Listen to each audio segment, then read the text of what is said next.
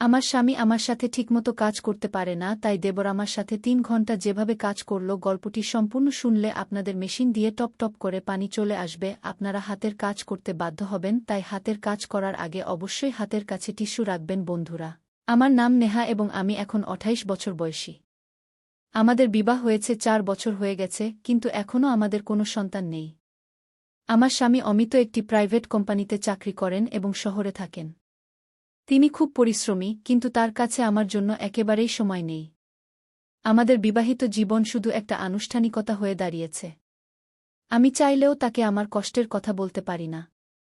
আমাদের বাড়ি গ্রামে, যেখানে আমার শাশুড়ি, শ্বশুর এবং দেবর থাকেন। আমার দেবর রাহুলের বয়স ৩০ বছর। তিনি গ্রামেই থাকেন এবং পুরোপুরি কৃষিকাজের দেখাশোনা করেন। তার শরীর মজবুত এবং সুঠাম, কারণ তিনি দিনরাত পরিশ্রম করেন। গ্রামে তার খুব সম্মান আছে, কারণ তিনি দায়িত্বশীল এবং বুদ্ধিমান ব্যক্তি। রাহুলের বিয়ে হয়েছে পুনম ভাবির সাথে এবং তাদের ২টি ছেলে আছে। তিনি তার স্ত্রীকে খুব ভালোবাসেন এবং সবসময় তাকে খুশি রাখার চেষ্টা করেন। তার জীবন পুরোপুরি তার পরিবারকে কেন্দ্র করে ঘোরে। যখনই আমি তাকে দেখি, ভাবি যে আমারও যদি এমন জীবন হতো, কিন্তু আমার ভাগ্য অন্য রকম ছিল। বিয়ে হয়ে ৪ বছর হয়ে গেছে, কিন্তু এই ৪ বছরে আমি বিবাহিত জীবনের সেই সুখ কখনো অনুভব করিনি যা প্রতিটি মেয়ে আশা করে। আমার স্বামী অমিত তার কাজে এতটাই ব্যস্ত থাকে যে তার কাছে আমার জন্য সময় নেই। কখনো তাকে অন্য শহরে যেতে হয়, আবার কখনো তিনি পুরো মাসের জন্য বাইরে থাকেন। আমি শুধু দিন গুনি, কখন তিনি ফিরবেন, কখন আমি তার ভালোবাসা পাব, কিন্তু প্রতিবারই শুধুই হতাশায় হাতে আসে। বিয়ের আগে আমি সবসময় ভেবেছিলাম যে আমার স্বামী আমাকে দুনিয়ার সব সুখ দেবেন, আমাকে কোলে নিয়ে ভালোবাসবেন, আমার সাথে বসে কথা বলবেন, কিন্তু বাস্তবতা ছিল একেবারেই উল্টো। রাতে যখন আমি বিছানায় একা থাকি, তখন নিঃসঙ্গতা আমাকে কাটতে দৌড়ায়। মন চায় কেউ থাকুক যে আমার মাথায় ভালোবাসা ভরা হাত রাখবে, যে আমার চোখের দিকে তাকিয়ে আমার কষ্ট বুঝবে, কিন্তু এমন কেউ ছিল না। অন্যদিকে যখন আমি দেবরকে দেখি, তখন আমার মনে অদ্ভুত অনুভূতি জন্ম নেয়। তিনি একজন আদর্শ স্বামী, তার স্ত্রীর সব রকম যত্ন নেন। ভাবির ছোটবড় সব প্রয়োজনের খেয়াল রাখেন। ক্ষেতের কাজে যতটুকু সময় পান তা পরিবারটির সাথে কাটান। ভাবি যখনই তাকে কিছু বলেন, তিনি মনোযোগ দিয়ে শোনেন এবং তার সব ইচ্ছা পূরণ করার চেষ্টা করেন। আমি অনেকবার দেখেছি যে ভাবি যখন ক্লান্ত থাকেন, তখন দেবর নিজেই কাজে হাত লাগান। কখনো তার জন্য চা বানিয়ে আনেন, কখনো তার মাথায় আদর করে হাত বুলিয়ে দেন। বাড়িতে যখনই হাসিমজাক হয়, তখন দেবর তার স্ত্রীর সঙ্গেই বসে থাকেন।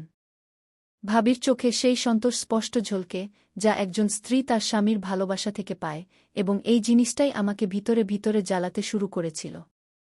আমি নিজেকে বোঝাতে চেষ্টা করতাম যে এমন ভাবনা ভুল, কিন্তু মনকে নিয়ন্ত্রণ করা এত সহজ ছিল না। যখন আমি দেবর এবং পুনম ভাবিকে হাসতে, কথা বলতে, একে অপরের সাথে খুশি দেখতাম, তখন আমার মনে এক অদ্ভুত জ্বালা উঠত। মনে প্রশ্ন আসত, কেন অমিত আমার সাথে এমন আচরণ করেন না? অনেকবার এই ভেবে চোখে জলও আসত যে যদি আমার বিয়ে দেবরের সাথে হতো। যখন আমি পুনম ভাবিকে তার সাথে দেখতাম, তখন মনে এই প্রশ্ন উঠত যে আমি যদি তার জায়গা হতাম, তাহলে কি আমিও এত ভালোবাসা পেতাম? দেবর কি আমাকেও ততটাই খুশি রাখতেন যতটা তিনি তার স্ত্রীকে রাখেন? এটা ভুল ছিল, কিন্তু এটা আমার মনে বারবার আসত। রাতের নীরবতা আমার নিঃসঙ্গতাকে আরও গভীর করে তুলত। যখন পুরো বাড়ি ঘুমিয়ে পড়ত, তখন আমি পাশ ফিরতে থাকতাম। কখনো চোখ বন্ধ করলে দেবরের হাসি মনে পড়ত, কখনো ঘুমাতে চেষ্টা করলে তার শক্তিশালী হাতে খেতে কাজ করার দৃশ্য চোখের সামনে ভেসে উঠত। যখন অমিত বাড়ি আসতেন, তখনও তিনি শুধু ফোনে ব্যস্ত থাকতেন। আমি অনেকবার চাইতাম যে তিনি আমার দিকে তাকান, আমার পাশে বসেন, আমার সাথে ভালোবাসা ভরা কথা বলেন, কিন্তু এমন কিছুই হতো না। বিবাহিত হয়েও আমি কোনো অবিবাহিত মেয়ের মতো ভালোবাসার জন্য তাড় পাচ্ছিলাম। আমার মনে বারবার এই প্রশ্ন উঠত যে যদি আমার স্বামী আমাকে ভালোবাসা না দেন, তাহলে কি আমি সারা জীবন এভাবেই একা থাকব? আমার কি জীবন অন্যের সুখ দেখে জ্বলতে জ্বলতেই কাটাতে হবে? আমি তো আগেই একা ছিলাম। তখনই আমার স্বামী বললেন যে তাকে কাজের সূত্রে অন্য শহরে যেতে হবে। প্রতিবারের মতো এবারও তিনি যাওয়ার সময় বলেছিলেন, নেহা, নিজের যত্ন নিও, বেশি চিন্তা করো না, আমি তাড়াতাড়ি ফিরব। কিন্তু আমি জানতাম যে তাড়াতাড়ি মানে কমপক্ষে ১ মাস তো হবেই।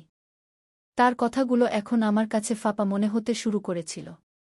আমি কোনো অভিযোগও করতে পারতাম না, কারণ আমি নিজেকে বুঝিয়ে নিয়েছিলাম যে তার প্রাথমিকতা শুধু তাদের কেরিয়ার, আমি এখন নয়। বাড়ির সমস্ত কাজ এবং দায়িত্ব আমার এবং পুনম ভাবির ছিল। সারাদিন কাজে ব্যস্ত থাকতাম, কিন্তু মন তো সেখানেই ঘুরে বেড়াত জেঠির দিকে। সেদিন সকালের সময় ছিল। আমি উঠোনে কাপড় ধুচ্ছিলাম। সূর্যের হালকা রশ্মি সাদা চাদরের উপর পড়ছিল এবং ঠান্ডা বাতাস বইছিল। আমি বালতিতে কাপড় ভিজিয়ে রেখেছিলাম, কিন্তু যেই আমি কল খুললাম পানি আসল না। আমি বেশ কয়েকবার চেষ্টা করলাম, কিন্তু পানির এক ফোঁটাও পড়ল না। আমি এদিক ওদিক দেখলাম এবং দেখলাম যে জেঠজি ক্ষেত থেকে ফিরছিলেন। কপালে ঘামের ফোঁটা চকচক করছিল এবং তার শক্তিশালী শরীর, যা পরিশ্রমে গড়া হয়েছিল, সূর্যের আলো ঝলমল করছিল। আমি সংকোচের সাথে বললাম, জেঠজি, দেখুন না কল থেকে পানি আসছে না, একটু দেখুন কি হয়েছে কি। তিনি আমার কাছে এলেন এবং কিছু না বলে কলের দিকে ঝুঁকে গেলেন। আমি দেখলাম তার শক্তিশালী বাহু নড়ছিল যখন তিনি কল ঘুরাচ্ছিলেন। তার চওড়া কাঁধ এবং ঘামে ভেজা টি-শার্ট আমার হৃদস্পন্দন বাড়িয়ে দিচ্ছিল। আমি নিজেকে থামাতে চাইছিলাম, কিন্তু তার পুরুষত্ব, তার পরিশ্রম, তার প্রভাব, কিছু তো ছিল যা আমাকে আকর্ষণ করছিল। যেই পানিটি বইতে শুরু করল, আমি তাড়াতাড়ি আমার হাত বালতিতে ডুবিয়ে দিলাম, কিন্তু আমার কবজি তার হাতে ছুঁয়ে গেল। একটা হালকা শিহরণ পুরো শরীরে ছড়িয়ে গেল। তিনি আমার দিকে তাকালেন, আমি ঘাবড়ে গেলাম এবং মাথা নিচু করে নিলাম। এখন পানি আসছে, দেখে নাও। তিনি হাসলেন। থ্যাংক ইউ, আমি আস্তে করে বললাম এবং তাড়াতাড়ি কাপড় ধুতে লাগলাম, কিন্তু আমার হাত কাঁপছিল। সেদিনের পর থেকে আমি বারবার তাকে দেখতে লাগলাম। যখন তিনি খেতে কাজ করতেন, আমি লুকিয়ে জানালা দিয়ে দেখতাম। যখন তিনি কুর্তা বদলাতেন এবং তার শক্তিশালী বুক দেখা যেত, তখন আমার গাল লাল হয়ে যেত। মনে অদ্ভুত অস্থিরতা হতে লাগত। আমি কি তাকে ভালোবাসতে শুরু করেছিলাম, নাকি এটা শুধু আমার একাকিত্ব ছিল, যা আমার অনুভূতিকে বিভ্রান্ত করছিল? অনেকবার আমি ইচ্ছা থাকা সত্ত্বেও তার কাছে যাওয়া থেকে নিজেকে বিরত রাখতাম, কিন্তু তবুও আমার চোখ অনিয়ন্ত্রিত ছিল। আমি জেনে শুনে সেই সব জায়গায় যেতে শুরু করলাম, যেখানে তিনি থাকতেন, কখনো রান্নাঘরে, কখনো উঠোনে, কখনো কুজোর পাশে। এবং আমি লক্ষ্য করলাম যে তার চোখও আমাকে খুঁজতে শুরু করেছিল। একদিন যখন আমি উনুনে রুটি বানাচ্ছিলাম, তখন জেঠজি সেখানেই বসেছিলেন। আমি হালকাভাবে আটায় মাখা হাত আমার চুলে বুলিয়ে দিলাম এবং আমার বেনি খুলে গেল। চুল আমার কোমরে পড়ে গেল। আমি দেখলাম তার চোখ আমার উপর স্থির হয়ে গেছে। আমার হৃদয় জোরে ধড়ফড় করতে লাগল। আমি জেনে শুনে আমার ওড়না ঢিলা করে দিলাম, যাতে আমার কাঁধ হালকাভাবে দেখা যায়। আমি ভাবলাম দেখি তার চোখে কোনো পরিবর্তন আসে কিনা এবং তার চোখে একটা গভীর চমক ছিল। তিনি তার চোখ সরানোর চেষ্টা করলেন, কিন্তু পারলেন না। সেই সন্ধ্যায় বৃষ্টি হচ্ছিল। আমি ছাদ থেকে কাপড় নামাতে গেলাম। তখনই বিদ্যুৎ চমকাল এবং আমি ভয়ে পিছনে সরে গেলাম। পিছলে পিছলে আমি পড়তেই যাচ্ছিলাম যে একটি শক্তিশালী হাত আমাকে ধরে সামলে তার ভারী কণ্ঠস্বর আমার কানে পড়ল। আমি উপরে তাকালাম, জেঠজি আমার খুব কাছে দাঁড়িয়েছিলেন। তার হাত এখনও আমার কোমরে ছিল। তার শরীরের উষ্ণতা অনুভব করা যাচ্ছিল। তার চওড়া বুক থেকে আসা হালকা ঘামের গন্ধ অদ্ভুতভাবে ভাল লাগছিল। আমি কিছু বললাম না। তিনিও তার পাক শিথিল করে দিলেন, কিন্তু আমাদের চোখ একে অপরের থেকে সরছিল না। সেই মুহূর্তে আমি বুঝতে পারলাম যে এটা শুধু আকর্ষণ ছিল না, আমার হৃদয় কবেই তার সীমা ছাড়িয়ে গিয়েছিল। সেদিনের পর থেকে কিছু বদলে গিয়েছিল, বা হয়তো আমিই বদলে গিয়েছিলাম। আগে যেখানে আমি আমার স্বামীর ভালোবাসার জন্য তর্ষে থাকতাম, এখন আমার চোখ অন্য কাউকে খুঁজতে শুরু করেছিল। আমি চাইলেও তাকে উপেক্ষা করতে পারছিলাম না। তার শক্তিশালী দেহ, তার গভীর চোখ, তার আপনত্ব, সবকিছু আমাকে তার দিকে টানছিল। তিনি আগেও একই রকম ছিলেন, কিন্তু আমি প্রথমবারের মতো তাকে এই দৃষ্টিতে দেখছিলাম। মনে প্রশ্ন উঠছিল, এটা কি শুধু আমার একাকিত্বের প্রভাব ছিল, নাকি সত্যিই আমার হৃদয়ে তার জন্য কোনো বিশেষ জায়গা তৈরি হয়েছিল? আমি এই প্রশ্নগুলোর সাথে লড়াই করতাম, কিন্তু উত্তর কখনো পরিষ্কার হতো না। যখনই আমি নিজেকে বোঝাতে চেষ্টা করতাম, কোনো না কোনো ঘটনা আমাকে আবার সেই মোড়ে নিয়ে আসত, যেখানে আমার হৃদস্পন্দন দ্রুত হয়ে যেত। এখন আমি চাইতাম যে জেঠজি আমার সাথে কথা বলুন, আমি চাইতাম যে তিনি আমার দিকে তাকান, আমার যত্ন নেন যেমন তিনি ভাবির নিতেন। কিন্তু তিনি তো আমার সাথে তেমনি আচরণ করতেন, যেমন আগে করতেন, সম্মান এবং মর্যাদার সাথে। এই বিশ্বাসটাই আমাকে আরও অস্থির করে তুলছিল। আমি তার কাছে শুধু তার ছোট ভাবি ছিলাম, এর বেশি কিছু নয়। কিন্তু আমি এখন শুধু তার ছোট ভাবি হয়ে থাকতে চাইতাম না। অনেকবার আমি চেয়েছিলাম যে তাকে কিছু বলি, কিন্তু বলতাম কি? আমি তাকে বলতে পারতাম যে আমার মন তার দিকে টানছে। একটি সন্ধ্যায় আমি উঠোনে একা বসেছিলাম। জেঠজি কাছেই চেয়ারে বসে তার ফোনে কিছু দেখছিলেন। পরিবেশ শান্ত ছিল, কিন্তু আমার মনে অস্থিরতা চলছিল। আমি বহুবার চেয়েছিলাম তাকে কিছু বলতে, কিন্তু আমার ঠোঁট কিছু বলার আগেই কাঁপতে শুরু করত। হঠাৎ তিনি আমার দিকে তাকালেন এবং বললেন, "কি হয়েছে, নেহা? তুমি কি কিছু বলতে চাইছ?" তার কণ্ঠে সেই একই আপনত ছিল যা সবসময় থাকত। আমার মনে হলো এখন সময় এসেছে, এখন আমার মনের কথা বলে দেওয়া উচিত। আমি সাহস জোগাড় করলাম। আমি ধীরে বললাম, "জেঠজি, আপনি খুব ভালো।" তিনি একটু চমকে উঠলেন, তারপর হালকা হাসি দিয়ে বললেন, "আরে, এটা তো আমি আগে থেকেই জানতাম, কিন্তু আজ হঠাৎ এই প্রশংসা কেন?" আমি চোখ নামিয়ে নিলাম। আমি তাকে সব কিছু বলতে চেয়েছিলাম, যে আমি তার কাছে আসতে চাই, যে যখন তিনি আমার আশেপাশে থাকেন তখন আমি এক অদ্ভুত শান্তি পাই, যে যখন তিনি মাঠে কাজ করেন তখন আমি তাকে লুকিয়ে লুকিয়ে দেখি, যে যখন তিনি আমার কবজি ছুঁয়েছিলেন তখন থেকে আমার হৃদয় বেকাবু হয়ে গেছে। কিন্তু আমি কিছুই বলতে পারলাম না, শুধু হালকা হাসি দিলাম। জেঠজির প্রতি আমার আকর্ষণ এখন একটি খোলা রহস্যের মতো ছিল, অন্তত আমার হৃদয়ের কাছে। যখনই আমি তাকে দেখতাম হৃদয়ে অদ্ভুত চাঞ্চল্য হতো। তার কণ্ঠস্বর, তার হাসি, তার মাঠে কাজ করা, সবকিছু আমাকে তাকে আরও টানছিল। কিন্তু এই আকর্ষণ একতরফা ছিল। জেঠজি হয়তো কখনো অনুভব করেননি যে তার ছোট বৌদি তাকে এভাবে দেখেন। তার কাছে আমি শুধু পরিবারের একজন ছিলাম, শুধু অমিতের স্ত্রী। তিনি কখনো এমন কিছু করেননি যাতে মনে হয় যে তিনিও আমার সম্পর্কে কিছু ভাবেন, এবং এই বিশ্বাসটাই আমাকে আরও অস্থির করে তুলছিল। তারপর সেই দিন এল যখন অমিত 1 মাস পর বাড়ি ফিরলেন। আমি ভেবেছিলাম যে আগের মতো এবারও তিনি শুধু তার কাজের কথা বলবেন এবং আমাকে উপেক্ষা করবেন, কিন্তু এবার কিছু বদলে গেছে বলে মনে হল। বাড়িতে ঢুকেই তিনি জিনিসপত্র রাখলেন এবং সোজা আমার দিকে এলেন। "কেমন আছো, নেহা?" তার কণ্ঠে আগের মতো শীতলতা ছিল না। তার মুখে সেই পুরানো ভালোবাসা ফিরে এসেছিল, যা আমি বিয়ের শুরুর দিনগুলিতে দেখেছিলাম। আমি হালকা হাসি দিয়ে বললাম, "ভালো আছি। আপনি কেমন আছেন?" আমি আশা করিনি যে তিনি আমার কাছে এসে আমার হাত ধরবেন, কিন্তু তিনি তাই করলেন। তার স্পর্শ আলাদা ছিল, আগের মতো নয়, বরং আরও গভীর, আরও সত্য। "নেহা, আমি জানি যে আমি তোমাকে আগের মতো সময় দিতে পারিনি, কিন্তু এখন আমি চেষ্টা করব।" আমার হৃদয় ধড়ফড় করে উঠল। একই সেই অমিত ছিলেন যার অনুপস্থিতি আমাকে অন্য কারো দিকে টেনে নিয়েছিল। এখন আমার সামনে দুটি পথ ছিল, একটি যা আমি এতদিন ধরে দেখছিলাম, অর্থাৎ জেঠজি, এবং অন্যটি যা আমি কখনো গ্রহণ করিনি, অর্থাৎ অমিত।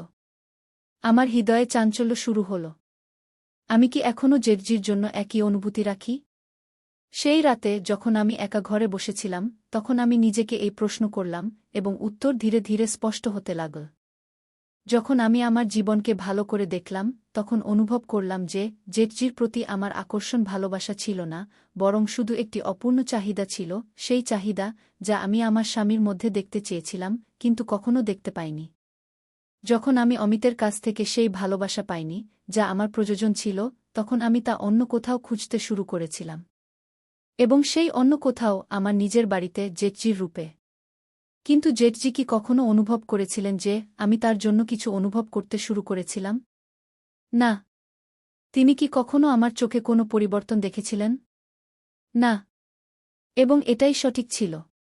তিনি ঠিক তেমনি ছিলেন যেমন সবসময় ছিলেন, তার মাঠ এবং পরিবারে ব্যস্ত, তার সন্তান এবং স্ত্রীর প্রতি সমর্পিত।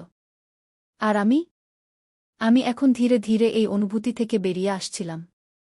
অমিত এখন সত্যিই বদলে গিয়েছিলেন। তিনি এখন আমার সাথে বেশি সময় কাটাতে শুরু করেছিলেন। রাতে যখন আমি পাশ ফিরতাম তখন তিনি আমার হাত ধরে ঘুম পাড়াতেন। এখন যখন আমি উঠোনে বসি তখন আমার চোখ জেঠজির দিকে যায় না। এখন যখন তিনি মাঠে যান তখন আমি লুকিয়ে তাকে দেখার চেষ্টা করি না। এখন যখন তিনি আমার কাছে থাকেন তখন আমার হৃদয় জোরে ধড়কে না, কারণ এখন আমি বুঝতে পেরেছি যে আমার যে ভালোবাসা দরকার ছিল তা অন্য কোথাও নয়, আমার নিজের স্বামীর কাছেই ছিল। সবকিছু বদলে গিয়েছিল, কিন্তু একটি জিনিস যা কখনো বদলায়নি, তা হল জেঠজি কখনো অনুভব করেননি যে আমি তাকে পছন্দ করতাম। এবং হয়তো এটাই ভালো ছিল। আমার হৃদয়ে যে অনুভূতিগুলি ছিল তা এখন হারিয়ে গেছে। জেঠজি এখনও একই রকম হাসি খুশি, তার কাজে ব্যস্ত, তার স্ত্রী এবং সন্তানদের সাথে খুশি। আমি এখনও সেই একই বাড়িতে আছি, কিন্তু এখন আমার মনোযোগ শুধু আমার স্বামী এবং আমার বিবাহে। কখনো কখনো কিছু ভালোবাসা শুধু অনুভূতি হয়ে থাকে, কাউকে জানানো ছাড়াই। তো বন্ধুরা, একজন নারীর জন্য ভালোবাসা শুধু একটি অনুভূতি নয়, বরং তার পুরো বিশ্ব। যখন সে তার স্বামীর কাছ থেকে সেই ভালোবাসা পায় না, যা তার প্রয়োজন, তখন তার হৃদয় বিচলিত হতে শুরু করে। নেহার সাথেও এমনটাই হয়েছিল।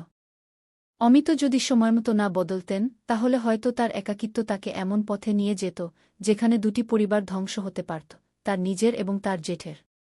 তাই প্রত্যেক স্বামীর বুঝতে হবে যে, তার স্ত্রী শুধু রুটি বানানো এবং ঘর সামলানোর জন্য নয়, তারও ভালোবাসা, সম্মান এবং আপনত্ব প্রয়োজন।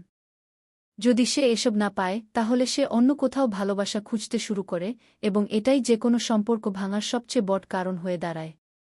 আপনার এই গল্পটি কেমন লাগল? যদি আপনার এই গল্পটি পছন্দ হয়ে থাকে, তাহলে লাইক করুন, কমেন্ট করে আপনার মতামত জানান এবং আমাদের চ্যানেল সাবস্ক্রাইব করুন, যাতে এরকম আরও হৃদয়স্পর্শী গল্প আপনার কাছে পৌঁছাতে পারে। ধন্যবাদ।